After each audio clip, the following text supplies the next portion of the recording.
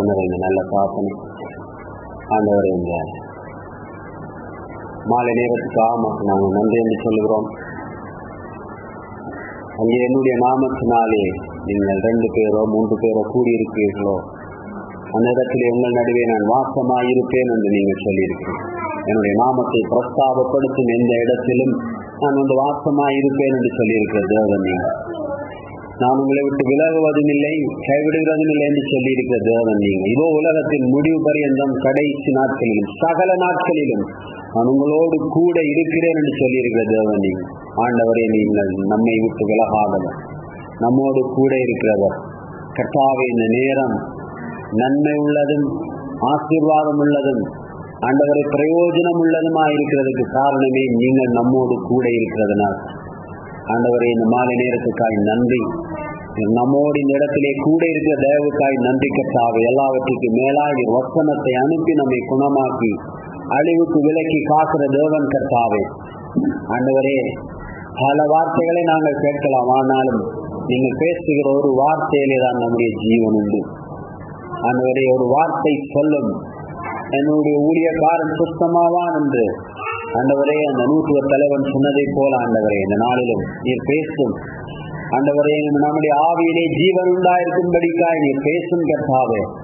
ஆண்டவரே, நாங்கள் விளைச்சல் உள்ள நல்ல கனி கொடுக்கிற விருட்சங்களாய் மாறத்தக்கதாய் ஆண்டவரே நீர் நம்முடைய வார்த்தைகளை கொண்டு நம்மை பேசும், நம்மை பலப்படுத்தும் ஆண்டவரே.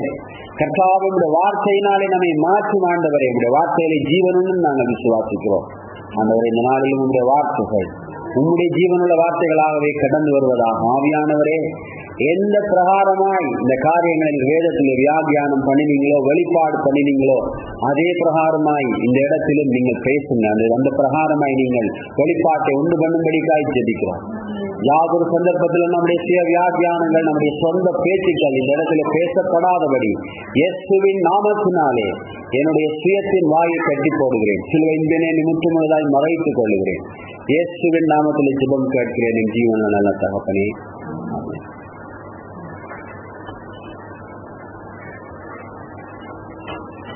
நாங்க கொலோசையர் 1:16-17 கடந்த சில மாதங்களா தியானித்து கொண்டு வர, அவருக்குள்ளே எல்லாம் இருக்கிறது, அவருக்குள்ளே அவரை கொண்டு அவருக்காக எல்லாம் சிருஷ்டிக்கப்பட்டிருக்கிறது என்று சொல்லி நாங்கள் அதை தியானித்து கொண்டு வரோம். கொலோசையர் 1வது அதிகாரம் 16-17 வசனங்களை நாங்கள் தியானித்துக் கொண்டு வருகிறோம். ஏனென்றால் அவருக்குள் சகலமும் சிருஷ்டிக்கப்பட்டது, பரலோகத்தில் உள்ளவைகளும் பூலோகத்தில் உள்ளவைகளுமாகிய காணப்படுகிறவைகளும் காணப்படாதவைகளுமான சகல வஸ்துக்களும், சிங்காசனங்களானாலும் கர்த்தத்துவங்களானாலும் துரைத்தனங்களானாலும் அதிகாரங்களானாலும் சகலமும் அவரை கொண்டும் அவருக்கென்றும் சிருஷ்டிக்கப்பட்டது. அவர் எல்லாவற்றிற்கும் முந்தினவர், எல்லாம் அவருக்குள் நிலை நிற்கிறது. இதை நாங்கள் தியானித்துக் கொண்டு வரோம். இதில் அநேக காரியங்களை குறித்து தியானித்துக் கொண்டு வந்தோம். அதுல முக்கியமாக தேவனுடைய வார்த்தை அதிக நிச்சயத்தை உடையது. ஏன் அதிக நிச்சயத்தை உடையது என்றால் அவருக்குள் எல்லாம் இருக்கிறது என்று சொல்லி தியானிப்போம்.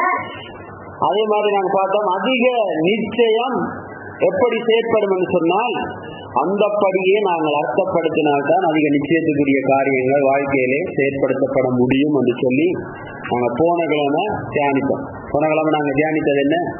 தேவனுடைய வார்த்தை அதிக நிச்சயத்தை உடையதா இருக்கிறது.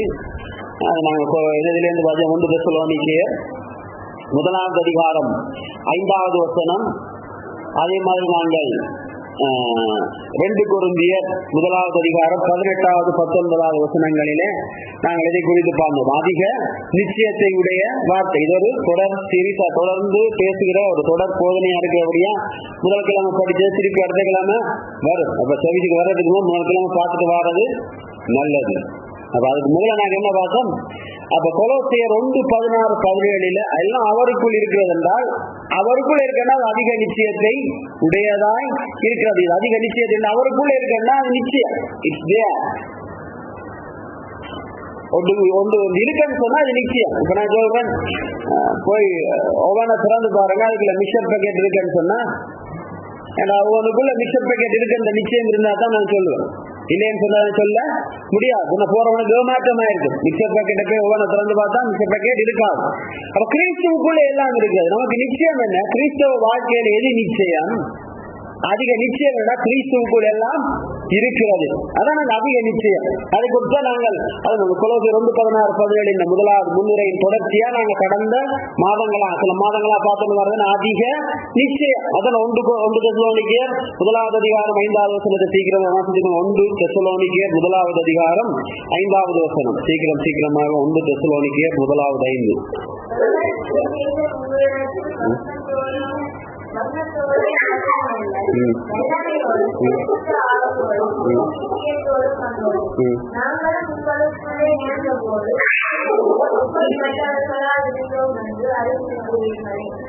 என்ன சொல்லப்படுது வசனம் இங்க? எங்கள் சுவிசேஷம் உங்களிடத்தில் வசனத்தோட மாத்திரமல்ல, வல்லமையோடும் பரிசுத்த ஆவியோடும் முழு நிச்சயத்தோடும் வந்தது. அப்ப தேவனுடைய வார்த்தை என்ன? முழு நிச்சயத்தை உடையது. ஏன் முழு நிச்சயத்தை உடையது என்றால், தேவன் வார்த்தையால் எல்லாத்தையும் சிருஷ்டித்தார். அந்த வார்த்தைக்குள்ளேதான் உண்டாக்கப்பட்டவைகள் எல்லாம் அடங்கி இருக்கிறது. நாங்கள் காண்கிறது காணாதது எல்லாமே அதுக்குள்ளே இருக்கு. தேவனுடைய வார்த்தைக்குள்ளே இருக்கிறது. அதிக நிச்சயத்தை உடைய வார்த்தை. இதை நாங்கள் எங்க பார்த்தோம்? 2 Corinthians 2:18-19 என்ன சொல்றாரு? அவர் என்ன சொல்றார்? நாங்கள் பேசின வார்த்தை ஒவ்வொன்றும் ஆம் என்றே இருக்கிறது. கிறிஸ்துவுக்குள்ளே ஆம் என்றால் ஆம் தான். அதுக்கு சாய்ஸ் இல்லை. தேவனுடைய வார்த்தையில no more option. If it says, if it is as it is. தேவனுடைய சொன்னால் அது சொன்னதுதான். அதிக நிச்சயத்தை உடையது. இதை நாங்கள் கடந்த நாட்கள்ல பார்த்தோம். அதிக நிச்சயத்தை உடையது. அதிக நிச்சயம் உண்டு. தேவனுடைய வார்த்தைக்கு அதிக நிச்சயம் உண்டுன்னு சொன்னால் நிச்சயமா நம்முடைய வாழ்க்கையிலே காரியங்களை நிறைவேற்ற முடியுமா? முடியாதா? முடியும். ஆனால் நடைமுறையில அப்படி இருக்கிறது இல்ல. நடைமுறை கிறிஸ்தவ உலகத்தில் அப்படி இருக்கிறது இல்ல. அதிக நிச்சயத்துடைய வார்த்தைகள் எல்லா இடங்களிலும் பிரசங்கம் பண்ணப்படுகிறது. சில இடங்களில் வார்த்தை பிரசங்கம் பண்ணப்படுறதே இல்லை. வேற இதெல்லாம் பிரசங்கம் பண்ணுவார். சில இடங்களில் வார்த்தைகளை பிரசங்கம் பண்ணுகிறார்கள். ஆனால் அதிக நிச்சயத்துடைய வார்த்தை ஏன் கிரியை நடப்பிக்கிறது இல்லை? அது குறித்துதான் போன கிழமை பார்த்தோம். அதிக நிச்சயத்துடைய வார்த்தை கிரியை நடப்பிக்க வேணுமா இருந்தால் அது அதன் அர்த்தப்படியே பேசப்பட வேண்டும். அதனாலதான் போன நாங்க யோசேப்பின் கதையை குறித்து பார்த்தோம். யோசேப்பிட்ட பார்வன் சொல்றான், நீ கனவுக்கு அர்த்தம் சொல்லுகிறவன் என்று நான் கேள்விப்படுகிறேன். நீ இந்த கனவுக்கு அர்த்தத்தை சொல்லுன்ற பார்வன் என்ன சொல்றான்? நான் அல்ல, என்னால முடியாது.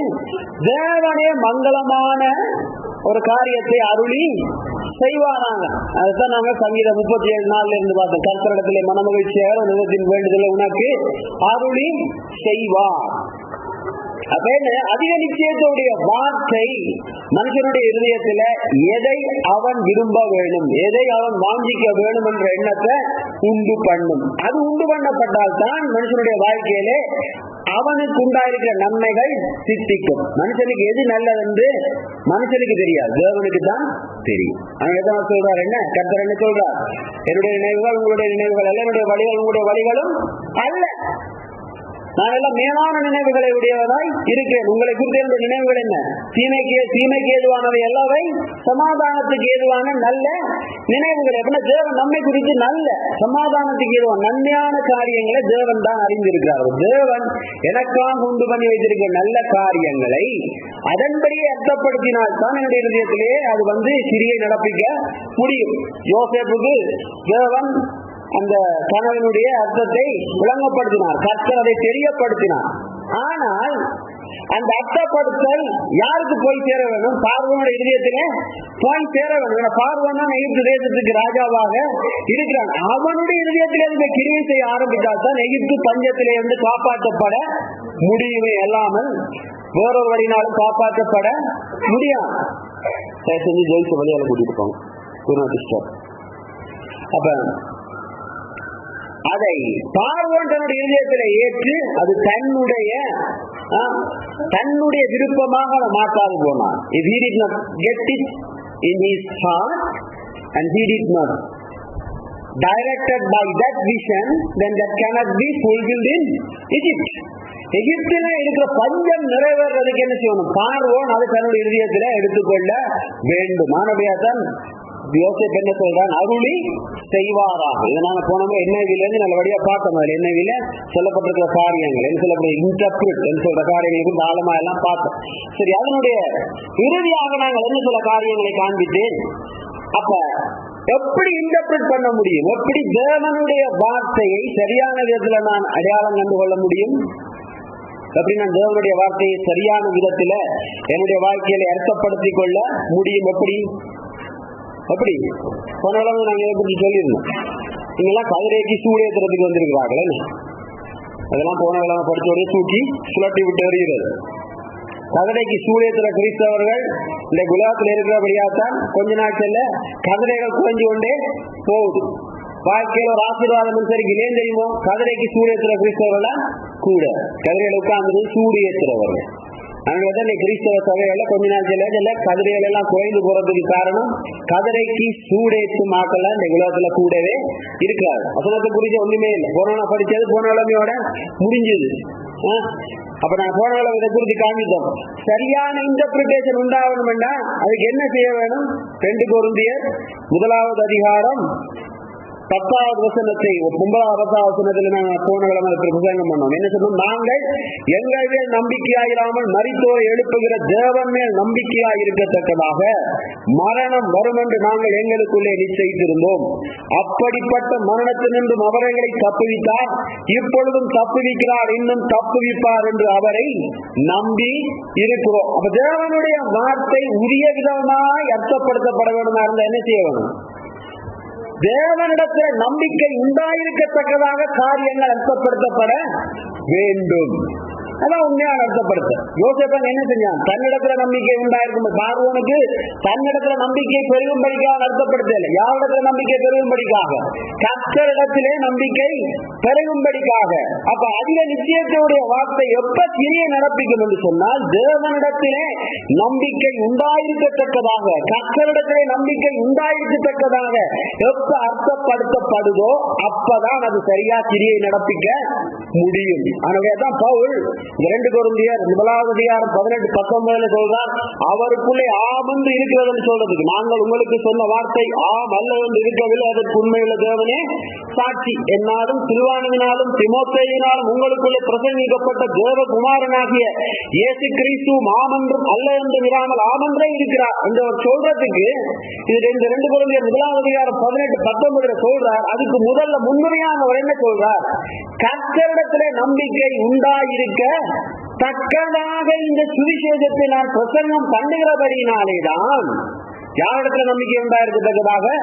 கர்த்தரிடத்திலே, கர்த்தராக இயேசு கிறிஸ்துவிடத்திலே நம்பிக்கை உண்டாயிருக்கத்தக்கதாக இந்த சுவிசேஷத்தை நான் பிரசங்கம் பண்ணுகிறபடியினாலேதான் அவருக்குள்ளே இது ஆம் என்று இருக்கிறது, ஆம் அல்ல என்று இராமல் ஆம் என்று இருக்கிறது. அப்படியே இருக்கிறது. அப்ப தேவனிடத்திலே நம்பிக்கை உண்டாயிருக்கத்தக்கதாக, கர்த்தராகி இயேசு கிறிஸ்துவிடத்தில் நம்பிக்கை உண்டாயிருக்கத்தக்கதாக சுவிசேஷம் பிரசங்கிக்கிற பொழுது, கர்த்தராக இயேசு கிறிஸ்துவிடத்தில் நம்பிக்கை உண்டாயிருக்கத்தக்கதாக வார்த்தைகளை நான் தியானித்து அர்த்தம் படுத்துகிற பொழுதுதான் அது ஆம் அல்ல என்று இராமல் ஆம் என்று இருக்க முடியும். இதை போன கிழமை வரைக்கும் தியானித்தோம். இப்ப நீங்க கதிரைக்கு சூடேத்துற கிரௌடா இருக்கிறபடியா ஒரு காரணத்தியால இதை பற்றி திருப்பி பேச வேண்டியதாச்சு. இன்றைக்கு கிறிஸ்தவன் கதிரைக்கு சூடேத்தாமல் ஆவிக்கு சூடேத்துறவனா மாறுறானோ அன்றைக்குதான் கிறிஸ்தவனுடைய வாழ்க்கையில அதிக நிச்சயமுடைய வார்த்தைகள் ஆசீர்வாதத்தை கொண்டு வர முடியும். கதிரைக்கு சூடேத்துறவர்கள், தலைவரான்றவர்கள், சொறிகிறவர்கள், நிமின்றவர்கள், அங்க பார்க்கிறவர்கள், இங்க பார்க்கிறதா சபையில ஆக்கக்கூடாதுதான். 6 நேரங்களில் கூட இருக்கவளதான். அதனுடைய வாழ்க்கை மாறுறதே இல்லை. ஏசு மனுஷனோட வாழ்க்கையை மாற்றுறதுக்காக வந்தா, ஆனா மனுஷன் வாழ்க்கை கேவலமா இருக்கு. இருக்கிறத காட்டிலும் எனக்கு கேவலமா போய்கொண்டே இருக்கலாம். அது ஜெயிக்கிறதா மாறாம இருக்கிறதுக்கு காரணம் என்னென்றால் அதிக நிச்சயத்தினுடைய வார்த்தைகள் அர்த்தப்படுத்தப்படுகிறது கிடையாது. அர்த்தப்படுத்தப்பட்டாலும் அதை யாரும் கேட்கிறது கிடையாது. இதை குறித்து வருகிற நாட்கள்ல நாங்கள் இன்னும் ஆழமா பார்க்க போறோம். இன்றைக்கு நாங்கள் பார்க்க போறது அதிக நிச்சயத்தையுடைய வார்த்தை செயல்படுவதற்கு ஒன்று நாங்கள் என்ன செய்ய வேணும்? உரிய பிரகாரமாய் அர்த்தப்படுத்த வேண்டும். உரிய பிரகாரமாய் அர்த்தப்படுத்துறேன்னு சொன்னால் அதனுடைய அர்த்தம் என்ன? கர்த்தராகிய இயேசுவினிடத்திலே நம்பிக்கை பெருகத்தக்கதாக அவை பேசப்பட வேண்டும். நம்பிக்கை பெருகத்தக்கதாக அவை தியானிக்கப்பட வேண்டும். இன்றைக்கு நாங்கள் பார்க்க போற புதிய காரியம் என்ன? அதிக நிச்சயம் செயற்படுவதற்கு இன்னும் ஒரு காரியம் நாங்கள் செய்ய வேண்டும். அது என்ன? நம்முடைய சுயத்தை நாங்கள் இழந்து போக வேண்டும். இன்னொரு சரியான விதத்திலே அர்த்தப்படும்படிக்காக பேசப்பட வேண்டும். இன்றைய நாள் நாங்கள் பார்க்க போற காரியம் அதிக நிச்சயத்தையுடைய வார்த்தை நம்முடைய வாழ்க்கையில கிரியை நடப்பிக்க வேண்டுமாக இருந்தால் நாங்கள் சுயத்தை இழந்து போக வேண்டும். We have to lose ourselves. If we are expecting the highly convicted word to be come into my life, and it has to make myself to bear fruit in my life, then what I have to do? The one thing that I have to interpret it as how God wants to interpret that in my life. That means I have to interpret those words which will be help myself to increase my faith and hope in Jesus Christ. That's the first thing that we meditate on the last week. This week what we are going to meditate is that highly convicted word has to make my life to be changed, and I have to become as a fruitful man or woman or fruitful disciple. Then I have to lose myself. Okay? அதனோடு கூட யோவான் 15வது அதிகாரம் 7வது 8வது வசனங்களை திருப்பிக் கொள்ளுங்கள். யோவான் 15வது அதிகாரம் 7வது 8வது வசனங்களை திருப்பிக் கொள்ளுங்கள். யோவான் 15வது அதிகாரம் 7வது 8வது வசனம்.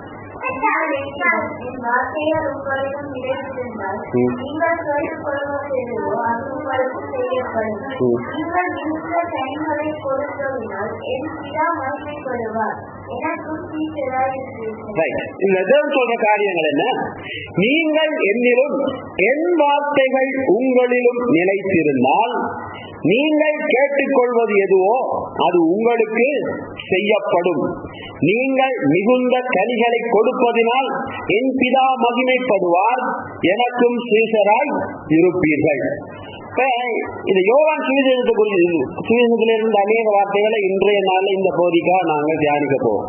இந்த பகுதிக்காக மாத்திரம் இல்ல, இந்த சீரீஸ் முடியும் வரைக்கும் அநேகமா நாங்கள் யோவான் சுவிசேஷத்தில் திருப்பி வருவோம். ஏனென்றால் இந்த யோவான் சுவிசேஷம் எதை குறித்து பேசுகிறது? வார்த்தையாகிய இயேசு கிறிஸ்துவை குறித்து பேசுகிறது. யோவான் சுவிசேஷம் வார்த்தையாக இயேசு கிறிஸ்துவை குறித்து பேசுகிறது.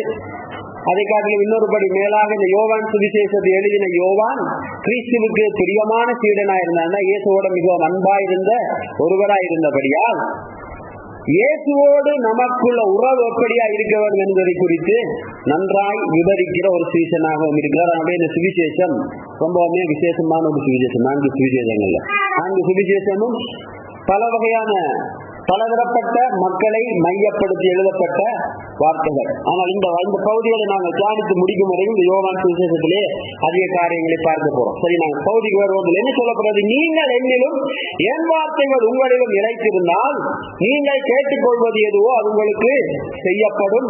நீங்கள் மிகுந்த கனிகளை கொடுப்பதினால் என் பிதா மகிமைப்படுவார், எனக்கும் சீசராய் இருப்பீர்கள். அப்ப அதிக நிச்சயத்தை உடைய வார்த்தை ஒரு மனுஷனுடைய வாழ்க்கைகளை இருந்தால் அவன் என்ன செய்வான்? அவன் அதிக கனிகளை கொடுப்பான். அதிக நிச்சயத்தையுடைய வார்த்தை கிரியை செய்கிற பொழுது, கிரியை நடப்பிக்கிற பொழுது, மனுஷனுடைய வாழ்க்கையில கிரியை நடப்பிக்கிற பொழுது அவன் என்ன செய்வான்?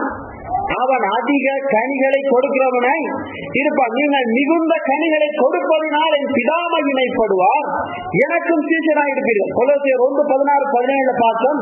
சகலமும் அவரை கொண்டும் அவருக்கென்றும் அவருக்காக என்ன சகலம் அவரை கொண்டு அவருக்கூடாக அவருக்கென்று சிருஷ்டிக்கப்பட்டிருக்கிறது.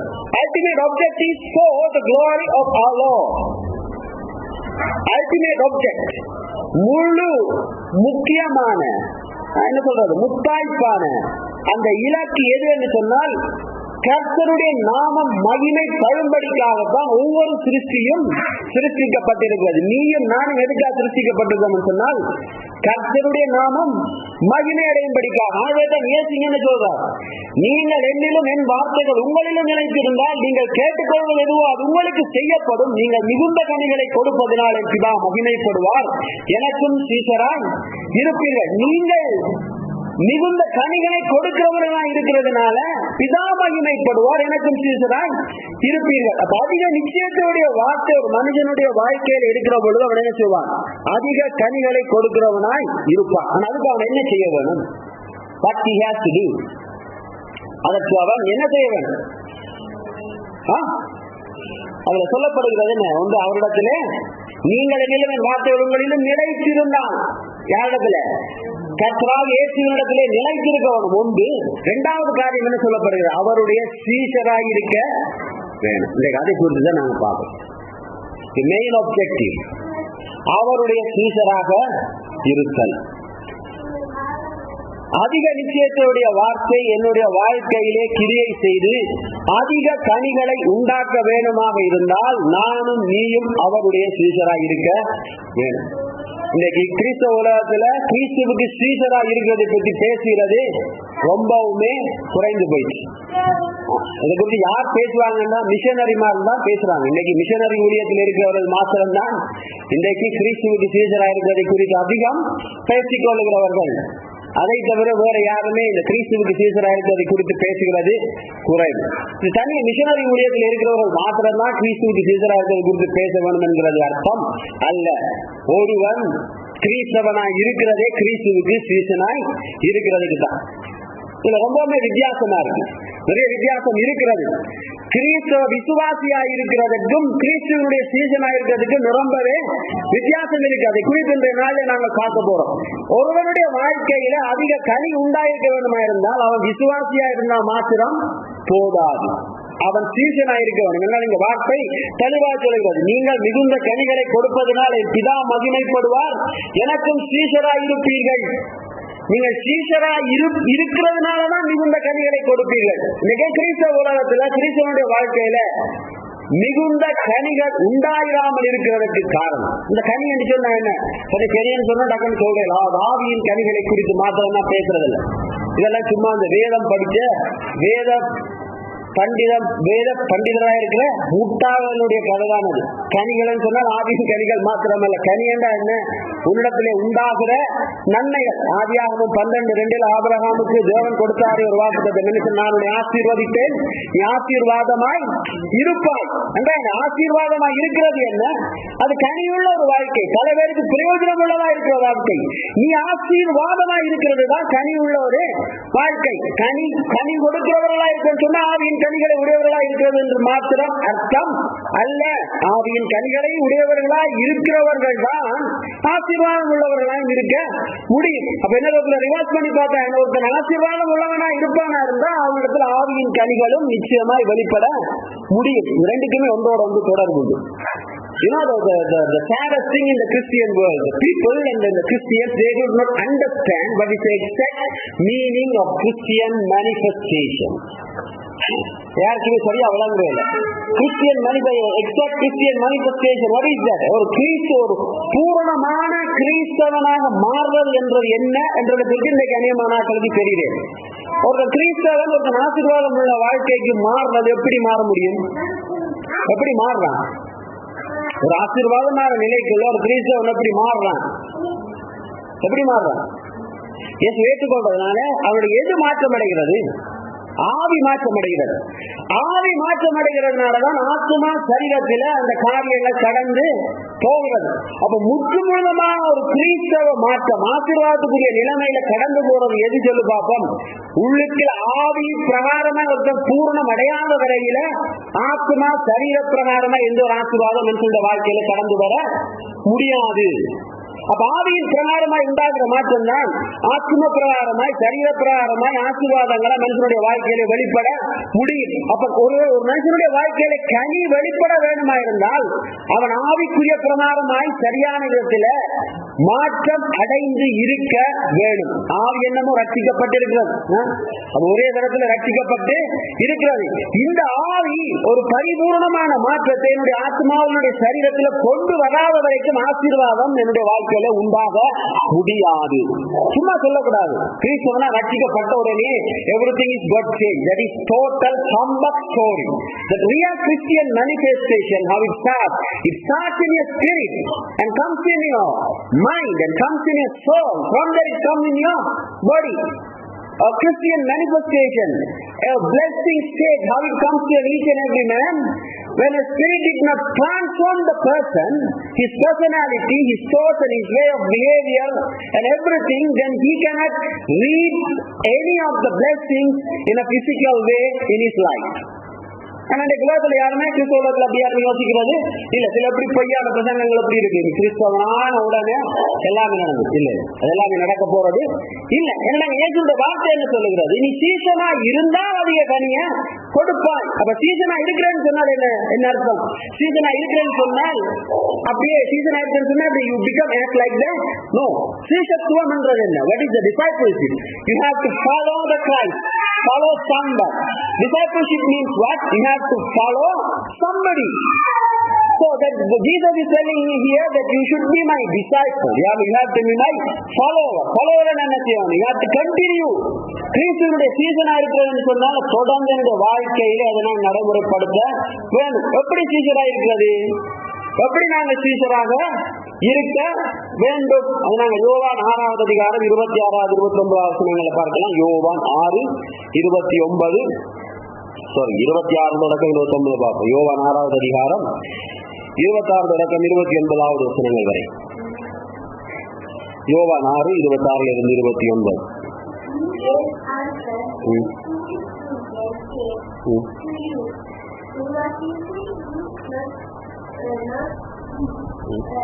Not because you so kind, but because you in your sin of love, sin of the Lord. It's not just for the food, the furniture, but of the food and that endures, that endures to a eternal life. Son of man is due to you. For all things, God the Father has sent with you. Amen. So, here, what is the word says? இயேசு அவர்களுக்கு பிரதியுத்தரமாக, நீங்கள் அற்புதங்களை கண்டதினால் அல்ல, நீங்கள் அப்பம் புசித்து திருப்தியானதினாலேயே என்னை தேடுகிறீர்கள் என்று மெய்யாகவே உங்களுக்கு சொல்லுகிறேன். அழிந்து போகிற போஜனத்திற்காக அல்ல, நித்திய ஜீவன் வரைக்கும் நிலை நிற்கிற போஜனத்திற்காகவே கிரியை நடப்பியுங்கள். அதை மனுஷகுமாரன் உங்களுக்கு கொடுப்பார், அவரை பிதாவாகிய தேவன் முத்திரித்திருக்கிறார் என்றார். அப்பொழுது அவர்கள் அவரை நோக்கி, தேவனுக்கேற்ற கிரியைகளை நடக்கும்படி நாங்கள் என்ன செய்ய வேண்டும் என்றார்கள். இயேசு அவர்களுக்கு பிரதியுத்தரமாக, அவர் அனுப்பினவரை நீங்கள் விசுவாசிப்பதே தேவனுக்கு ஏற்ற கிரியா இருக்கிறது என்றார். இங்க பாருங்க, இங்க இயேசுவை பின்தொடர்கிற ஒரு கூட்டம், சரியா? அவங்க என்ன இயேசுவை பின்தொடர்றாங்க. இயேசு என்ன சொல்றார்? நீங்கள் அற்புதங்களை கண்டதினால் அல்ல, நீங்கள் அப்பம் புசித்து திருப்தியானதினாலேயே என்னை தேடுகிறீர்கள் என்று மெய்யாகவே உங்களுக்கு சொல்லுகிறேன். உண்மையான சீசத்துவம் என்ன? சீசர் சொன்னா பின்தொடர்றது. இவங்களும் பின்தொடர்றாங்களா? இது சீசத்துவமா? இல்ல. இவங்க எதுக்காக பின்தொடர்றாங்க? தேவைக்காக பின்தொடர்கிறார்கள். தேவைக்காக பின்தொடர்றது சீசத்துவம் அல்ல. இப்ப நிலைத்திருத்தல், யோவான் முதல் வாசித்த பேத பதில அதை நீங்கள் நிலைத்திருந்தால் என்ன? முதல் நாங்கள் வாசித்த யோவான் 15வது அதிகாரம் 7-8 அதை நிலைத்திருக்கிறதுன்னு சொன்னால் என்ன? Permanently fixed. Discipleship means what? Permanently fixed and follow. Just only for the need. தேவைக்காக மாத்திரம் தேவனிடத்தில் தங்கி இருக்கிறது அல்ல. தேவன் என்ன சொல்றார்? அழிந்து போகிற போஜனத்திற்காக அல்ல, நித்திய ஜீவன் வரைக்கும் நிலை நிற்கிற போஜனத்திற்காகவே கிரியை நடப்பியுங்கள். எதுக்கு கிரியை நடப்பிக்க வேண்டும் சொல்லி தேவன் சொல்லுகிறார்? நித்திய ஜீவன் வரைக்கும் நிலை நிற்கிற போஜனத்திற்காக. To be remain stand still. To be remain in the same place. In your discipleship, you have to be remain same. அந்த சீசத்துவத்துல தொடர்ந்து இருக்கிறதுக்காக கிரியை நடப்பீங்கள் என்று சொல்லி சொல்றார். அப்ப அது என்ன அந்த கிரியை? அதான் அவங்களுக்கு விளங்கல. அவங்க என்ன கேட்கிறாங்க? அப்போது அவர்கள் அவரை நோக்கி தேவனுக்கேற்ற கிரியைகளை நடப்பிக்கும்படி நாங்கள் என்ன செய்ய வேண்டும் என்றார்கள். இயேசு அவர்களுக்கு பிரதியுத்தரமாக, அவர் அனுப்பினவரை நீங்கள் விசுவாசிப்பதே தேவனுக்கேற்ற கிரியையாய் இருக்கிறது. எது அந்த கிரியை? இயேசுவை மாத்திரமே விசுவாசிக்கிறது தான் அந்த கிரியை. விசுவாசம் கிரியை இல்லாத விசுவாசம் செத்தது. இல்ல கிரியை இல்லாத விசுவாசம் என்றால் not only by deed. கிரியை இல்லாத விசுவாசம் சொன்னா செயல்களிலே காண்பிக்கிறது மாத்திரம் தான் என்று அர்த்தம் அல்ல. கிரியை இல்லாத விசுவாசம் என்றால் இயேசு கிறிஸ்துவினிடத்திலே விசுவாசம் இல்லாததா இருக்கிறது தான் கிரியை இல்லாத விசுவாசம். கிரியை இல்லாத விசுவாசம் என்றது என்ன? இயேசு கிறிஸ்துவினிடத்திலே விசுவாசம் இல்லாமல் இருக்கிறது தான் கிரியை இல்லாத விசுவாசம். அப்ப அதிக நிச்சயத்துடைய வார்த்தை போன அதிக நிச்சயத்துடைய வார்த்தை கிரியை நடப்பிக்க வேண்டுமா இருந்தா இயேசுவினிடத்துல நம்பிக்கை உண்டாயிருக்கும்படிக்காக அவை பிரஸ்தாபிக்கப்பட வேணும். அதே போல சீசத்துவம் நம்முடைய வாழ்க்கையிலே சரியா இருக்க வேண்டுமா இருந்தா என்ன செய்ய வேணும்? கிறிஸ்துவின் இடத்திலே மாற்றம் விசுவாசம் உடையவர்களாய். எதுக்கு விசுவாசம் உடையவர்களாய்? அப்ப சாப்பிடறதுக்கு விசுவாசம் உடையவர்களா? இல்ல இல்ல, இறுதி வரைக்கும் அவரிடத்திலே நிலைத்திருக்கும்படிக்காக. கிறிஸ்தவ உலகத்தில் அப்படியான சீசத்துவம் இல்லை. கிறிஸ்தவர்கள் எதை விரும்புறாங்க? ஞாயிற்றுக்கிழமைக்கு போற ஒவ்வொரு கிறிஸ்டியனும் எதை விரும்புறான்? எதை நான் வாங்கிக் கொள்ளலாம். அது பிள்ளை நான் சொல்ல இல்லை. யோவான் 15வது அதிகாரத்திலே அவர் என்ன சொல்ல, நீங்க என்ன நிலைத்திருந்தா நீங்க வேண்டிக் கொள்ளுகிறது எதுவோ அது உங்களுக்கு கொடுக்க தேவன் கொடுக்கிறதுக்கு தான் விரும்புறார். அது கொடுக்கிறதுக்கு முதல் என்ன விருப்பம்? நீங்க நிலைத்திருக்க வேணும். நீங்க சீஷர்களா இருக்க வேணும். சீஷர்களா இருந்தால் தான் மிகுந்த கடி உண்டாகும். நீ கேட்கிறதெல்லாம் உன்னுடைய வாழ்க்கையிலே நீ நிலைத்திருந்தால் தான் கேட்கிறது எதுவோ அதை நீ பெற்றுக்கொள்ள முடியும். நினைக்கிறாமல் எப்படி பெற்றுக்கொள்ள முடியும்? பெற்றுக்கொள்ள முடியாது. நல்ல செடிக்கும் கொடிக்கும் ஒரு உதாரணத்தை காட்டி தான் அதுல பேசப்படுகிறது. என்ன ஒரு செடி என்ன செய்யணும்? கொடியில அது ஒட்டி இருந்தா தான் என்ன செய்ய முடியும்? தங்கி இருக்க முடியும். செடி கொடியை விட்டு பிரிஞ்சிட்டு வேண்டாம் நடக்கும். அதை ஒண்ணுமே செய்ய முடியாது. பாருங்க, எங்க வீட்டுக்கு மேல பப்பா மரங்க இவ்வளவு காய் எல்லாம் இருக்கு. நாங்க நினைச்சா பழத்துட்டாக்கும் இதை விட பெருசா வர மாதிரி யோசனை இருக்கும். இன்னும் பெருசா போய்கொண்டே இருக்கு. இதை நாளைக்கு நீ பிடிக்கிட்டாங்க என்ன நடக்கும்? அது நீ பெருசா வராது. சின்னதுல ஒழுங்கா பழுக்கவும் மாட்டாது. மரத்துல இருக்கும் வரைக்கும் தான் அது இன்னும் புஷ்டியாக இன்னும் பெருக்கும் நல்லாக பழுக்கும். அதை போலதான் ஆசீர்வாதம் உள்ள வாழ்க்கை மனுஷனுடைய வாழ்க்கையில உண்டாயிருக்க இருந்தாலும் கிறிஸ்துவில நிலைத்திருக்க வேணும். கிறிஸ்துவில நிலைத்திருக்க வேண்டும் என்றால் என்ன? தன் தேவைகளுக்காக கிறிஸ்துவில நிலைத்திருக்கிறது அல்ல, கிறிஸ்துவோடு இருக்க வேண்டும் என்கிறதுக்காக கிறிஸ்துவனிடத்துல விசுவாசம் உடையவராய் இருக்கிறது. அதான் சீசத்துவம். அப்படி ஒரு சீசனா இருக்க அவனுடைய வாழ்க்கையில நடக்குமா? மிகுந்த கனிகள் உண்டாகும். இதை இன்னும் ஒரு வசனத்துல ரொம்ப தெளிவா காண்பிக்கலாம். கிரியை என்றது என்ன? கிறிஸ்துவனிடத்துல விசுவாசம் உடையவராய் இருக்கிறது. இதை இன்னும் கொஞ்சம் இன்னொரு வசனத்துல ரொம்ப தெளிவாய் பார்க்கலாம். யோவான் 8வது அதிகாரம் 31-33. இதே யோவான் அதிகாரம். இன்னைக்கு யோவான்ல நிறைய யோவான் புத்தகத்துல நிறைய பார்க்க போறோம். யோவான் 8வது அதிகாரம் 31-33 திருப்புங்க. யோவான் 8:31-33 வரை நான் வாசிக்கிறேன். Do not read that in English, okay? Because you are taking more time, so I will read in Tamil. யோவான் 8வது அதிகாரம் 31-33 வசனம் வரை. இயேசு தம்மை விசுவாசித்த யூதர்களை நோக்கி, நீங்கள் என் உபதேசத்தில் நிலைத்திருந்தால் மெய்யாகவே என் சீஷராய் இருப்பீர்கள், சத்தியத்தை அறிவீர்கள், சத்தியம் உங்களை விடுதலையாக்கும் என்றார்.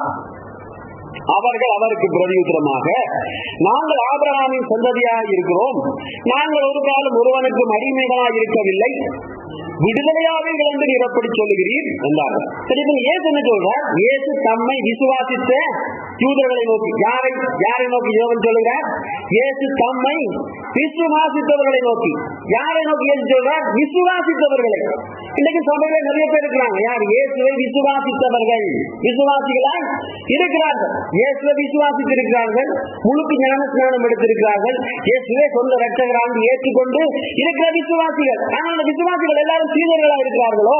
இல்ல. இங்க அங்கே யூதர்கள் அப்படிப்பட்ட ஒரு சமூகம் இருந்து இயேசு தம்மை விசுவாசித்த யூதர்களை நோக்கி இயேசுவை விசுவாசித்தார்கள். அவர்கள் இயேசுவை ஏற்றுக்கொண்டார்கள். இவர் தேவனுடைய குமாரன், இவர் சர்வ வல்லமை உள்ளவர், இவர் ஒரு மனுஷன் கிடையாது, இவர் ஒருவர் தீர்க்கதரிசி கூட கிடையாது, ஒரு தீர்க்கதரிசி கூட வைத்துக்கொள்ளது, தேவனுடைய குமாரன் என்றே விசுவாசித்தார்கள். இயேசு யார் என்று அறிந்திருந்தார்கள். இயேசு யார் என்று அறிந்து விசுவாசித்தார்கள். ஆனால் அவர்கள் சீஷர்களாக இருக்க இல்லை. அப்படிப்பட்டவர்களை பார்த்துதான் இயேசு என்ன சொல்றார், நீங்கள் என் உபதேசத்தில் நிலைத்திருந்தால் மெய்யாகவே என் சீஷராய் இருப்பீர்கள். அப்ப இவன் சீஷனா தான் என்ன செய்ய முடியும்? சீஷனா மாறினா தான் என்ன செய்ய முடியும்? மாறினா தான் என்ன நடக்கும்? வாழ்க்கையிலே மிகுந்த கனிகள் வெளிப்படும், மிகுந்த ஆசீர்வாதம் உள்ள ஒரு நிலைமை உண்டாகும். சத்தியத்தை அறிவீர்கள், சத்தியம் உங்களை விடுதலையா. இன்றைக்கு எல்லாருமே இந்த வசனத்தை தூக்கி பிடிச்சு டமாரம் அடிக்கிறதுல எல்லா பிரசங்கமாருமே சூப்பர். சத்தியத்தை அறிவீர்கள், சத்தியம் உங்களை விடுதலையா. இந்த வசனம் தனி வசனம் இல்ல, வடிவா பாருங்க. அதுல மேல செமிகோலனோட தொடர்ச்சியா 31வது வசனம் முடியுது. செமிகோலன், கோலன் கிடையாது, செமிகோலன். வடிவா பாருங்க. English Bible I think so it should be semicolon. In Tamil it's 31 and 32 different separated by semicolon. அப்ப அதுல என்ன சொல்ல போகுது? அரைப்புள்ளி. 31வது வசனம் அரைப்புள்ளியில இருந்துதான் 32வது வசனம் ஸ்டார்ட் பண்ண. 31 32 ஒரே வசனங்கள்ல.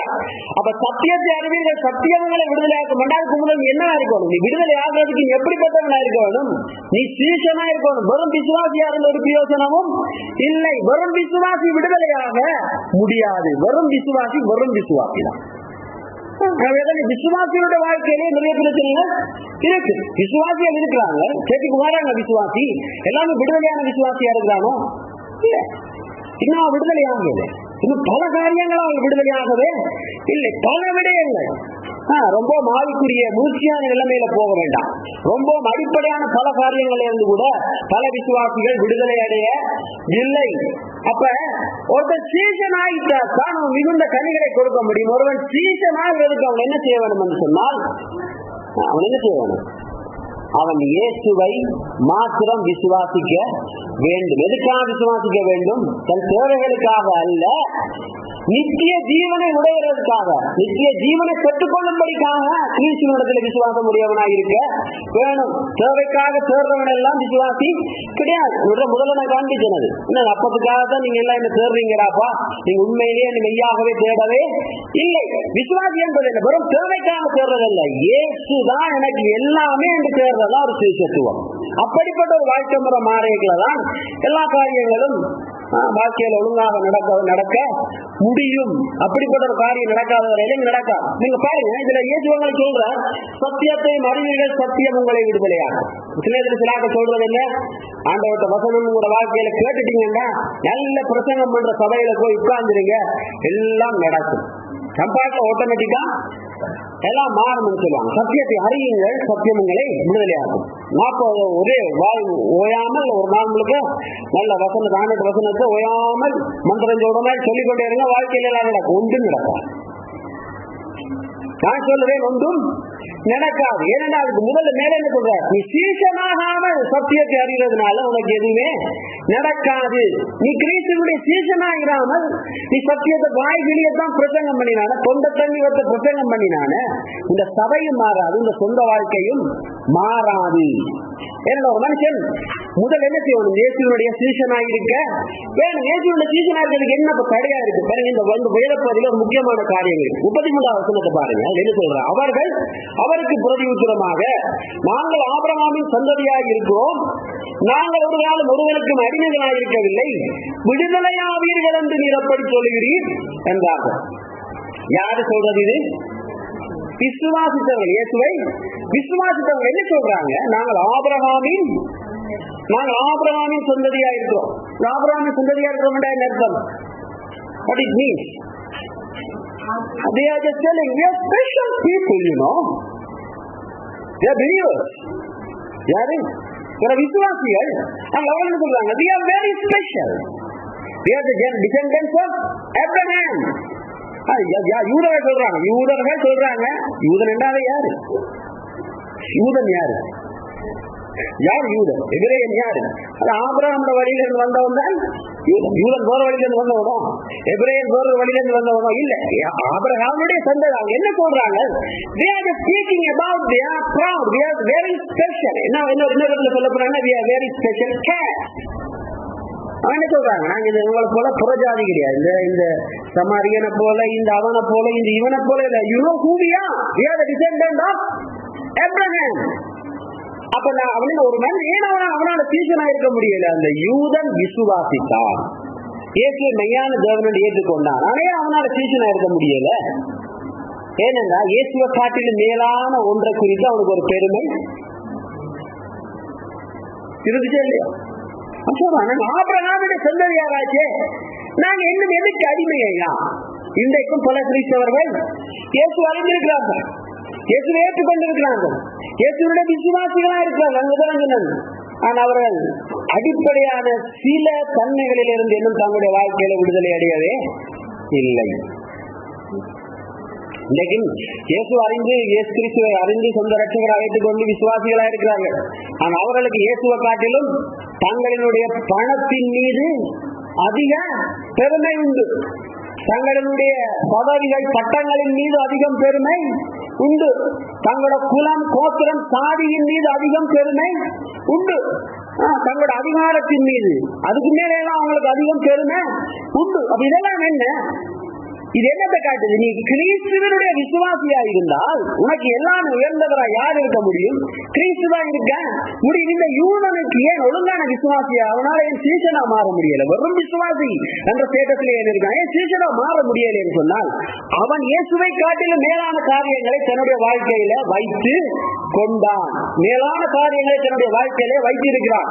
எவன் கிறிஸ்துவை காட்டிலும் மேலான காரியங்களை தன்னுடைய வாழ்க்கையில வைத்துக் கொண்டிருக்கிறானோ அவனாலே மிகுந்த கனி கொடுக்க முடியாது, நிச்சயமா கொடுக்க முடியாது. இன்னைக்குமே நிறைய கிறிஸ்தவ விசுவாசிகளோட வாழ்க்கையில் ஆசீர்வாதம் இல்லை. ஏன்னா அவர்கள் சீஷராக இல்லை. ஏன் சீஷராக இல்லை? ஏன்னா சீஷராக முடியாதபடிக்கு அவங்களுக்கு நுழைந்த மேட்டிமை உண்டு. இதை குறித்து பேசத்தான் வேணும். ஏன்னா இந்த கிறிஸ்தவ உலகத்துல இதை குறித்து யாரும் பேசுறது இல்லை, ரொம்ப குறைவு. இந்த அவர்களோட படிப்பு அந்தஸ்து, ரொம்ப படிச்சாதோ ரொம்ப பணக்காரனா இருக்கிறான், அதை குறித்தெல்லாம் பெருமை பாராட்டுகள் என்பதை குறித்து அதிகமா கிறிஸ்தவ உலகத்தில் எல்லாருமே பேசுகிறது உண்டு. ஆனால் இந்த சாதியை குறித்து யாருமே பேசுகிறது இல்லை. இது ஒரு பெரிய ஒரு காரியம். இன்னைக்கு கிறிஸ்தவ உலகத்துல அநேக கிறிஸ்தவ விசுவாசிகளோட வாழ்க்கையில் ஆசீர்வாதம் உண்டாக்குறதுக்கு காரணம் என்ன? சாதியை குறித்த மேன்மை பாராட்டுதலும் சாதியை குறித்த தாழ்வு மனப்பான்மை. ஒருத்தனுக்கு வந்து நான் கீழ் சாதியில பிறந்துட்டு தாழ்வு மனப்பான்மையா இருக்கிறது என்ன? அது கிறிஸ்துவை என்ன செய்யற? நீ கிறிஸ்துவுக்கு இருக்கிற கனத்தை காட்டிலும் இந்த சாதி பெருசு நீ யோசிக்கிற, தாழ்ந்த சாதியா இருக்கிறதே பெரிய குற்றமாயிட்டே நீ யோசிக்கிறது. கிறிஸ்து பெரியவர் என்றதை விட்டு நீ ஒரு தாழ்வு மனப்பான்மைக்கு வரும். அதே நேரத்தில் நான் என்னதான் ரட்சிக்கப்பட்ட கிறிஸ்துவனா இருந்தாலும் எந்த சாதிதான் நீ மேன்மை பாராட்டுறது என்ன? கிறிஸ்துவுக்கு கிடைக்க வேண்டிய கனத்தை நீ குறைக்கிறதா இருக்குது. அப்படிப்பட்டவன் என்ன செய்ய முடியாது? ஒரு சீசனா இருக்க முடியாது. ஒரு சீசனா இருக்க மாறாத மட்டும் அவனுடைய வாழ்க்கையில ஆசீர்வாதங்கள் வெளிப்பட முடியாது. உபாகமம் 28வது அதிகாரத்தை பார்க்கணும்னு சொன்னா உபாகமம் 28வது அதிகாரத்துல தேவன் ஆசீர்வாதங்கள் சாபங்கள் எல்லாவற்றையுமே லிஸ்ட் டவுன் பண்றார். சரியா? எல்லா காரியங்களும் சொல்லப்படுறது. அதில் ஆழமா பாருங்க, அதுல வாசி பாருங்க. அதுல சாபங்கள் எல்லாம் என்ன? சாபங்கள் என்ன? மனநோய், தீராத வியாதி, மலட்டுத்தன்மை, தோல்வி, பயம், அதைரியம், சோர்வு, நிராசை, இது எல்லாமே பிரயோஜனமற்ற நிலைமைகள். இதெல்லாம் என்ன சொல்லப்படுகிறது? இதெல்லாம் சாபம். இது ஏன் இந்த சாபம் மேல ஒரு மனுஷனுடைய வாழ்க்கையில உண்டாயிருக்கிறது? இன்றைக்கு கிறிஸ்தவர்களா இருக்கிறார்கள். கிறிஸ்தவ விசுவாசியோட வாழ்க்கையிலும் இன்றைக்கு இந்த காரியங்கள் இருக்கு. பல கிறிஸ்தவ விசுவாசிகள் இன்றைக்குமே தீராத வியாதியுடையவர்களாய் இருக்கிறார்கள், மலடுகளா இருக்கிறார்கள், தோல்வியானவர்களா இருக்கிறார்கள், பயந்து போனவர்களா இருக்கிறார்கள், பிரயோஜனம் இல்லாதவர்களா இருக்கிறார்கள். ஏன்? Because they are not become as disciples. அவர்கள் சீசர்களாய் மாற இல்லை. சீசனா மாறினாதான் நம்முடைய வாழ்க்கையில் அதிக கனி உண்டாயிருக்குமே. ஏன் சீசனா மாற முடியல என்று சொன்னால் இன்றைக்கும் விசுவாசிகள் தன்னுடைய வாழ்க்கையில கிறிஸ்துவை காட்டிலும் மேலான ஒன்றை பிடித்து வைத்துக் கொண்டு இருக்கிறார்கள். அவன் என்னதான் சொல்லட்டும், என்னதான் பேசினாலும் என்ன, இதுதான் என்னுடைய சாதிதான், என்னுடைய குலம் தான், என்னுடைய கோத்திரம் தான். இதை குறிச்செல்லாம் உணர்ச்சி பேசக்கூடாது, அதிகம் பேசக்கூடாது. இதுல சில காரியங்களை குறித்து அதிக யோசனைகள் வர்றது பேச விரும்பல. ஆனா இது உண்மை. இது இருக்கிறதுனால இன்றைக்கு கிறிஸ்தவர்கள் ஆசீர்வாதம் இல்லாத நிலைமைக்குள்ள இருக்கிறார்கள். இது என்ன செய்ய? ஒரு மனுஷனுடைய வாழ்க்கையில் இருக்கிற பொழுது அது முற்றுமுழுதான ஒரு கிறிஸ்தவ பரிமாற்றம் நடக்க விடாது. தடை செய்யும். When a man is having some sort of mentality in his heart, or he may have a belief and a hope in something which is more than the Christ, then that will not let that man to be properly manifested as a Christian. நான் சில காரியங்களை உங்களுக்கு அதில் காண்பிக்க போறேன். அப்போஸ்தலர் 10வது அதிகாரத்தை நாங்கள் பார்ப்போம். அப்போஸ்தலர் 10வது அதிகாரம். அப்போஸ்தலர் 10வது அதிகாரம். சீக்கிரமா அப்போஸ்தலர் 10வது அதிகாரம். அப்போஸ்தலர் 10வது அதிகாரம் 13 தொடக்கம் 16வது வசனங்களை பார்ப்போம். நான் வாசிக்கிறேன். அல்லாமலும் பேதுருவே, எழுந்திரு, அடித்து புசி என்று அவனுக்கு சொல்லும் ஒரு சத்தம் உண்டாயிற்று. அதற்கு பேதுரு, அப்படியே ஆண்டவரே, தீட்டும் அசுத்தமுமாயிருக்கிற யாவொன்றையும் நான் ஒரு காலம் புசித்ததில்லை என்றான். அப்பொழுது தேவன், சுத்தமாக்கினவைகளை நீ தீட்டாக எண்ணாது என்று இரண்டாம் தரமும் சத்தம் அவனுக்கு உண்டாயிற்று. 3ஆம் தரமும் அப்படியே உண்டாயிற்று. பின்பு அந்த கூடு திரும்ப வானத்துக்கு எடுத்துக்கொள்ளப்பட்டது. இதனால கொர்நேலியோ குறித்து தேவன் பேதுருவுக்கு கொடுக்கிற ஒரு சொப்பனம். ஆனா அந்த கொர்நேலியு யாரு? அவனோட யூதனோ இல்லை, அவன் யூதன் இல்லாத ஒரு புறமாக்கத்தான். இப்ப தேவன் யாருக்கு? பேதுருக்கு ஒரு சொப்பனத்தை காண்பிக்கிறார் என்றால் என்ன? போன நாங்க பார்த்தோம், தரிசனத்தின் கூட தேவன் பேசுற ஒரு வெளிப்பாட்டை காண்பிக்கிறார். என்ன? அந்த கொர்நேலியுவை நீ ஆசீர்வாதத்துக்குள்ள கூட்டிக் கொண்டு வா, என்னுடைய சீசனாக மாற்று. இப்ப இந்த பேதுருக்கு இருக்கிற பிரச்சனை என்ன? அவர் சொல்ற, நான் ஒரு அசுத்தமும் தீட்டானதையெல்லாம் நான் புசிக்க கூடாது. தேவன் சொல்ற, நான் எல்லாம் பரிசுத்தமாக்கிட்டேன், அதை நீங்க தீட்டன்னு சொல்றியோ? யூதனா இருக்கிற இந்த பேதுருக்கு இருக்கிற பிரச்சனை என்னன்னா, இந்த யூத சாதி இல்லாத இந்த கொர்நேலியுவை போய் நான் எப்படி சீசனாக மாற்றுவது? ஏசு 3 தடவை சொல்லிட்டார், நீ போ, நான் சுத்தமாக்கினதை நீ இப்ப தீர்த்தன்னு சொல்லி நினைக்க வேண்டாம். இப்ப பாருங்க, இதே ஒரு டாலர் வசனத்தை பாருங்க, 28வது வசனத்துல பார்க்கிறோம். அவர்களை நோக்கி, அந்நிய ஜாதியாரோட கலந்து அவனிடத்தில் போக்குவரப்பா இருப்பது யூதனானவனுக்கு விளக்கப்பட்டிருக்கிறது என்று நீங்கள் அறிந்திருக்கிறீர்கள். அப்படி இருந்த எந்த மனுஷனையும் தீட்டுள்ளவன் என்றும் அசுத்தன் என்றும் நான் சொல்லாதபடிக்கு தேவன் எனக்கு காண்பித்து இருக்காது. தேவன் போறதுக்கு மேலே சொல்றார், நீ யூதன் மாத்திரம்தான் ஒழுங்கானவன் நினைக்காத, என்னுடைய சிலுவையில நான் சிந்தின ரத்தத்தினாலே எல்லாரையுமே சுத்தமாக மாற்றி இருக்கிறேன். இப்ப ஒரே ஒரு ஜாதி தான் இருக்கு இன்னைக்கு முழு உலகத்திலேயே, ஒரே ஒரு ஜாதி தான் இருக்காது. எந்த ஜாதி? கிறிஸ்துவுக்கு சொந்தமானவர். வேற ஜாதி கிடையாது. கிறிஸ்துவுக்கு சொந்தமானவர் எல்லாருமே கிறிஸ்தவன் என்றது என்ன? அது ஒரே ஜாதி தான்.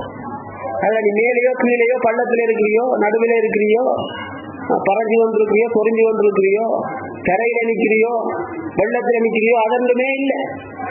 ஒரே ஜாதி, நீ கிறிஸ்தவன் என்கிற அந்த ஜாதி. அதையே சொல்ற, நான் எல்லாருமே என்னுடைய இடத்தினாலே விடுதலை ஆச்சு, எனக்கு என்ற சொந்தமான இடத்துல நீ போய் பேசு, என்னை குறித்து சொல்லு, இதை சொல்லுன்னு சொல்லி ஏற்று சொல்ற. அப்ப இதை திருப்பி அவனுக்கு மனசுல ஒரு சங்கடம், லேசுல விட்டு கொடுக்கவே முடியல. அந்த 28வது வசனத்துல அவன் சொல்றான், அவனை கதை கேட்கவே சொல்றான், அவருக்கு அதை விட்டு கொடுக்க சொல்றாங்க. நீங்க பாருங்க, நீங்க எல்லாம் ஒரு மாதிரியான டல்லான ஆக்கள், உங்களுக்கு எல்லாம் நான் வரக்கூடாது, நான் ஒரு பெரிய யூதன், ரொம்பவுமே பெரிய மேற்கட்டுக்காரன், என்ன செய்யறது? கடைசி என்ன சொல்றான்?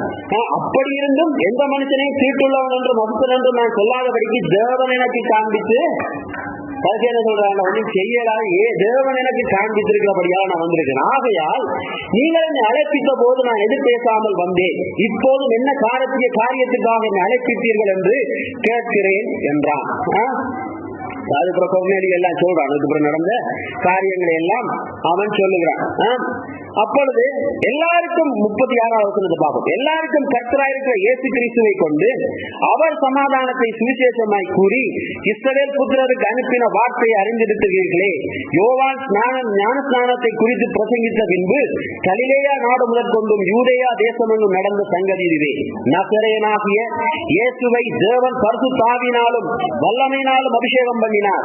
தேவன் அவருடனே கூட இருந்தபடியினாலே அவர் நன்மை செய்கிறவராயும் பிசாசின் வல்லமையிலே அகப்பட்ட யாவரையும் குணப்படுத்துகிறவராயும் சுற்றி திரிந்தார்.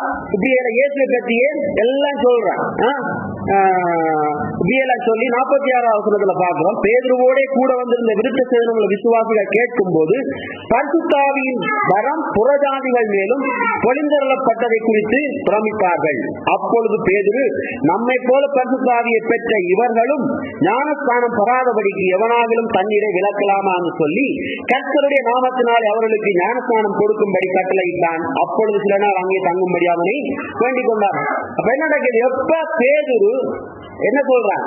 என்னை காட்டிலும் என் தேவன் தான் பெரியவர், இயேசுதான் பெரியவர், நான் யூத ஜாதியா இருக்கிறவன் பெருசு கிடையாது, இயேசு பெரியவர் சொல்லி தன்னை பற்றி பிதட்டாமல், தன்னை பற்றி மேன்மை பாராட்டாமல், எப்ப இயேசுவை குறித்தவன் மேன்மை பாராட்டி பிரசங்கம் பண்ணானோ அந்த நிமிடமே பரிசுத்த ஆவி அங்கிருக்கிறவர்கள் மேலே எல்லாம் பொழிந்தருளப்பட்டது. இன்றைக்கும் பல விசுவாசிகளோட வாழ்க்கையில ஏன் ஆவியானவருடைய வல்லமை வெளிப்படவில்லை, ஏன் அவர்கள் விடுதலையாகவில்லை சொன்னா, என்ன கிறிஸ்துவ காட்டிலும் வேற என்ன காரியங்களில் எல்லாம் மேன்மை பாராட்டல்கள் உண்டு. ஆசீர்வாதம் என்கிறது உண்மை, செழிப்பென்றது உண்மை, இது மாற்றவே மாற்ற முடியாது. ஆனா இன்றைக்கு உலகத்தில் இருக்கிறவர்கள் பிரசங்கம் பண்ற மாதிரி அது ஒன்றும் மந்திரத்தினால மாங்காய் இருக்கிற காரியம் கிடையாது. ஆசீர்வாதம் உண்டு, செழிப்பு உண்டு. யாருக்கு உண்டு? சீசனா இருக்கிறவனுக்கு தான் ஆசீர்வாதம் உண்டு, சீசனா இருக்கிறவனுக்கு தான் செழிப்பு உண்டு, சீசனா இருக்கிறவனுக்கு தான் விடுதலை உண்டு. வெறுமனே மண்டையை கொண்டு தண்ணிக்குள்ள கொடுக்குற மாதிரி தொட்டிக்குள்ள விழுந்தொழும்பி போட்டு நிற்கிற விசுவாசிக்கெல்லாம் விடுதலை உள்ளது சொல்றது அது யார்? அந்தி கிறிஸ்துவனுடைய உபதேசம், அது பொய்யான உபதேசம், கிறிஸ்தவர்களை திசை மாற்றுகிற உபதேசம், அழிவுக்குள்ளாக்குகிற உபதேசம். நான் 2 தீமோத்தேயு 4:4 போன வாரம் காண்பித்த மாதிரி சொவித்திர உண்டாகும்படிக்காக, அவருடைய இச்சையை பெருப்பிக்கும்படிக்காக சொல்லுகிற பொய்யான உபதேசம். அவர்கள் எப்படி உபதேசிக்கிற சபைகளில் கூட இன்றைக்கு ஆசீர்வாதம் இல்லாதவர்களா ஜனங்கள் இருக்கிறார்கள். வார்த்தை கடந்து போகணும். அதுபோல் என்ன செய்ய வேண்டும் என்று சொன்னால், விசுவாசிகளை சீஷர்களாய் மாற்றும்படிக்காக வல்லமையாய் கடந்து போக வேணும். ஒரு விசுவாசி சீஷனாக மாறாதவற்றில அவனுடைய வாழ்க்கையில எந்த ஒரு கனிகளும் வெளிப்பட முடியாது. அப்ப அதிக நிச்சயத்துடைய வார்த்தை ஒரு மனுஷனுடைய வாழ்க்கையில கிரியை நடப்பிக்க வேணுமாக இருந்தால் அவன் சீஷனாய் இருக்க வேண்டும் என்றால் என்ன? தன்னுடைய தேவைகளுக்காக கிறிஸ்துவை தேடுகிறதல்ல, கிறிஸ்துவோடு தனக்கு இருக்கிற உறவுக்காக கிறிஸ்துவை தேடுகிறது. கிறிஸ்துவனுடைய சீசனாக இருக்கிறவன் தன்னுடைய காரியங்களை குறித்து மேன்மை பாராட்டாமல் கிறிஸ்துவையும் அவருடைய சிலுவையும் குறித்தே மேன்மை பாராட்டுவான். மேன்மை பாராட்டுவான்னு சொன்னா ரொம்ப ஆணவப்படுறது மாத்திரம் இல்ல, தன்னை குறித்து தாழ்வா யோசிக்கிறதுமே தப்புத்தான். அவனும் சீசன் கிடையாது, அவனு சீசன் கிடையாது. நான் குறைஞ்ச சாதிக்காரன் சொல்றவனு சீசன் கிடையாது, நான் சாதியில பெரிய கும்பன் சொல்றவனு சீசன் கிடையாது. யாரு சீசன்? நான் இயேசுவினுடையவர், அவர் எனக்குள்ளே இருக்கிறார், நான் கிறிஸ்துவின் உடையவனாய் இருக்கிறேன், அவருடையவனாய் இருக்கிறேன்னு சொல்றவனா அவன் தான் சீசன். என்னைக்கு பேரு இந்த காரியங்கள் இருந்தெல்லாம் விடுபட்டானோ அப்பதான் உத்தம சீசனா மாறும். பவுல பார்க்கிறோம், பவுலர் உத்தம சீசனா இருந்ததுக்கு காரணம் கிறிஸ்துவை குறித்து அவருடைய நிச்சயத்தை குறித்து அதிக உறுதியா பிரசங்கம் பண்ணதுக்கு காரணம் என்ன? இந்த பேதுருவை காட்டிலும் பவுல் எத்தனையோ விதத்துல குவாலிட்டி கூடினான், அவனுக்கு தான் ஸ்டார் கூட. ஆனால் அவன் என்ன யோசித்தான்? அது எல்லாவற்றையும் கிறிஸ்துவுக்காக குப்பையும் தூசும் என்று எண்ணுகிறேன். என்னைக்கு அவன் யோசிச்சானோ இதெல்லாம் குப்பை தூசு என்று, அப்பதான் அவனோட குவாலிட்டி கூடிச்சு. இந்த கிறிஸ்தவ உலகத்துல யாராவது நல்லா படிச்சு ஒருத்தன் இருந்துட்டாங்க, அவனை தாளிக்கிறதுக்கு போட்டு சொல்லுவாங்க. படிச்சவனை எல்லாம் ஆண்டவர் கூப்பிடுறது இல்ல, படிச்சவன் எல்லாத்தையும் ஆண்டவர் கூப்பிடல, ஆண்டவர் படிக்காதவரை தான் கூப்பிட்டு இருக்கார். ஆனா அதே மாதிரி இன்னொரு உண்மையும் இருக்கு. ஆண்டவர் வந்து சாதியில கூடினவன் ஊழியத்துக்கு கூப்பிட்டான் இல்ல, சாதியில குறைஞ்சவனே ஊழியத்துக்கு கூப்பிட்டு இருக்கிறார். சாதியில கூடினவன் இல்ல, குறைஞ்சவன் இல்ல, தன்னை ஏற்றுக்கொண்டவன் எல்லாருமே தன்னுடைய சீசனாகும்படிக்கு தேவன் அழைப்பு கொடுத்திருக்கிறார். தேவனுடைய வார்த்தை என்ன செய்யறது? வசதி கேட்டபடி தூக்கி போட்டு அவனை அடிக்கிறது. அப்ப அதாவது வசதி கேட்டவன் தூக்கி போட்டு அடிக்கிறபடியாதான் அதிக நிச்சயத்துடைய வார்த்தை யாருடைய வாழ்க்கையிலும் கடந்து வந்து காரியம் நடப்பிக்கிறது இல்லை. அது அதனுடைய அர்த்தத்தின்படியே பாதிக்கப்பட வேண்டும்.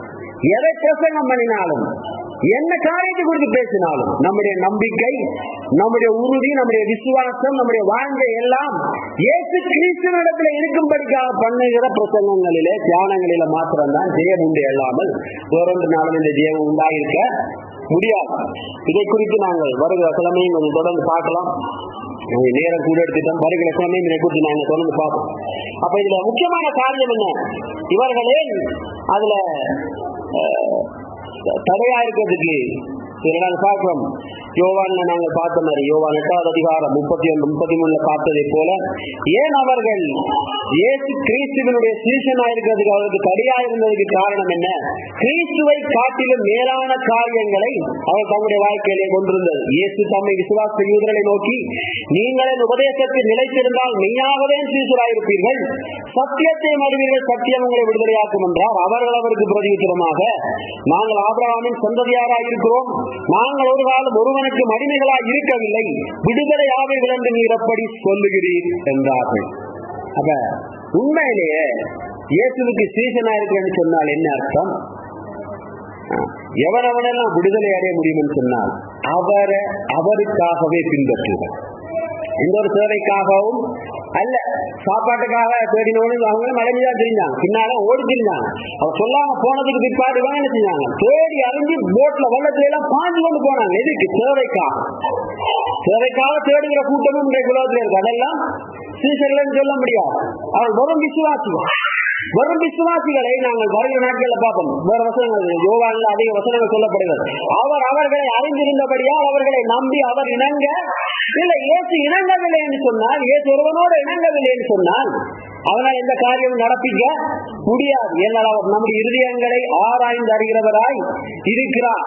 தேவன் நம்முடைய இருதயங்களை தான் பார்க்கிறார், நம்முடைய நடக்கைகளை பார்க்கிற இல்ல, நம்முடைய ரூபத்தை பார்க்கிற இல்ல, நம்மிடத்துல என்ன இருக்குன்னு பார்க்கிற, நம்முடைய இருதயத்தை பார்க்கிறார். இருதயத்தை மனுஷனுக்கு வேணும்னா மறைக்கலாம், தேவனுக்கு முன்னால மறைக்கவே முடியாது. இருதயத்தில் இருக்க நினைவுகளை தேவன் அறிந்திருந்தபடியால் அவர்களை நம்பி அவர் இணங்கவில்லை. தன்னை விசுவாசித்த யூதர்களை, அவரை விசுவாசித்த யூத இனங்களை நம்பி அவர் இணங்கவில்லைன்னு சொல்லி யோவான் சுவிசேஷத்தில் சொல்லப்படுகிற காரியங்களை குறித்து நாங்கள் வருகிற வாரத்தில் நாங்கள் தியானிப்போம். அப்ப தேவன் இணங்கவில்லைன்னு சொன்னா ஒருத்தன் கனி கொடுக்கவே முடியாது. இணங்குறேன்னு சொன்னா அவரோட சம்பளிக்க, அவரோடு தங்கி இருந்தால் மாத்திரமே அவன் சீசனா இருக்க முடியும். அவன் சீசனா இருந்தால் தான் அவன் மிகுந்த கனிகளை கொடுப்பான். அப்போதான் அவன் ஆசீர்வாதம் உள்ளவனாய் இருப்பான். சிவம் செய்வோம். மகா கிருபை மிரக்க நிறைந்த நல்ல ஆண்டவரே, அதிக நிச்சயத்தை நீர் உடையவராயிருக்கிறீர்.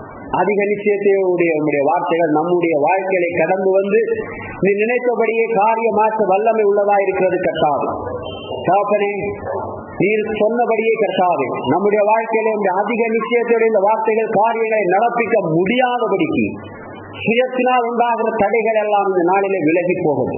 கேட்கிற உங்களுடைய இருதயத்திலும் ஆண்டவரே இது புகுந்து அவருடைய இருதயத்தை உணர்த்தட்டும் கர்த்தாவே.